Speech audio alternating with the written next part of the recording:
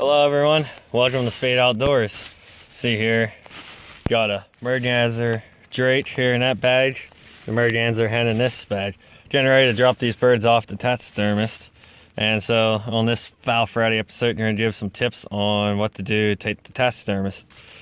And regular Walmart bag or whatever is all you really need to put them in. You can use one if you're keeping them a couple days, which this was only in for I think like 2 days or so. 3 days. You're going to want to try to bend their head back around if you can, the best that you can. Sometimes it's pretty hard. And then before you put them in the freezer, you don't want to stack them up while you're in the freezer. You just basically put them in a bag. Walmart bag, you can use double bag it if it's going to be for a couple days. And then there you have it. Tie it up and put it in the freezer. And now it's time to go to the taxidermist.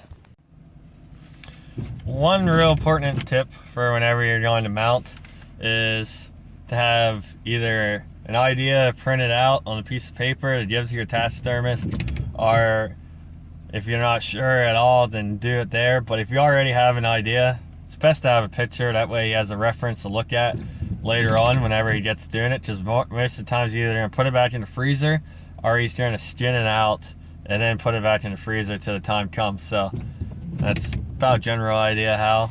I mean, you can modify it up, but it's best to have a guideline so that he knows what to do whenever you're going and getting it done. And plain words, as we're traveling here now, and it's winter time, it's January in PA, so taking your bird there, it doesn't really matter. I just got in the back seat. It's a 5-10 minute drive from where I'm at, so it'll be perfectly fine. If it's summertime, like 90-100 degrees, your best bet's put it in a cooler. It's gonna thaw out really quick, and I mean, it'll probably be fine, but if you got any more longer than half an hour, 45 minutes, just be best to put it in a cooler, unless you're set it inside the truck, which I got mine on the back seat back there. It'll be fine, and it's not like going that far and not gonna run the heat. But after you shoot, there's a lot of stuff you can do to help better your mount after you pull the trigger. And first off is make sure, if you're planning on getting it mounted, when you shoot it, don't set other birds on top of it, stuff like that. Try to keep it separate. Don't let the dog pick it up. Just do a bunch of stuff that will, if it's snowing, try to keep the snow off of it. Keep it lay something over top of it so it don't get covered in snow.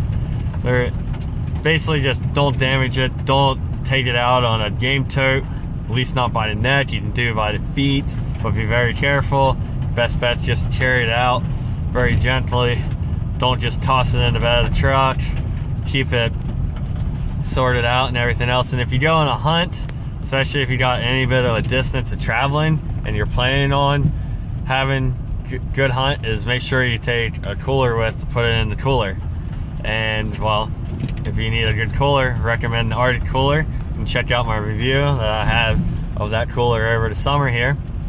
But put it in the cooler. When we did the sea duck hunt, we stuck all our birds, we bought a whole bunch of Walmart bags with, and just stuck them in just like we were going to if we were putting them in the freezer at home. Stuck them in the cooler with some ice, and then it makes it nice, because once you get back, you just put them in the freezer and you're done till time to go to the taxidermist.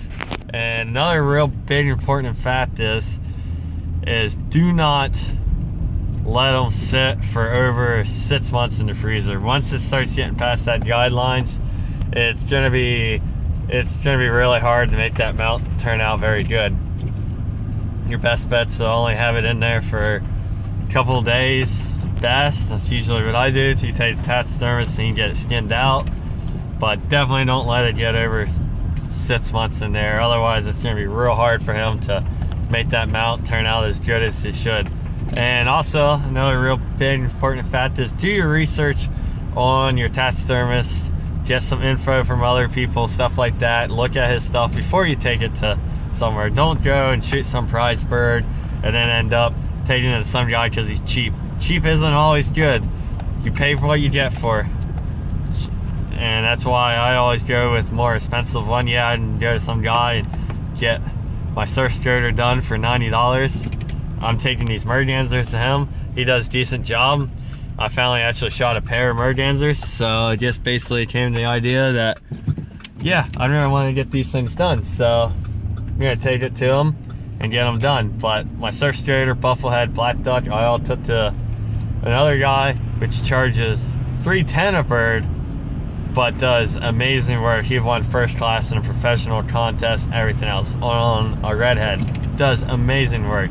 So the other guy does good. He only charges 90 bucks, but I'm not taking that prize bird just in case something happens, because I would be pissed if prize bird and it turns out horrible because I decided to be cheap. So just remember that cheap usually isn't always good. So always pay, you get what you pay for. So always spend the extra money if you want good quality stuff. But anyhow, I want to say thanks for watching this video. I hope you found this tips helpful on preserving your bird for a lifetime. And all I want to say is please like, share, subscribe. Stay tuned for more videos in the future. Good luck out there hunting, be safe, and have a great day. Thank you.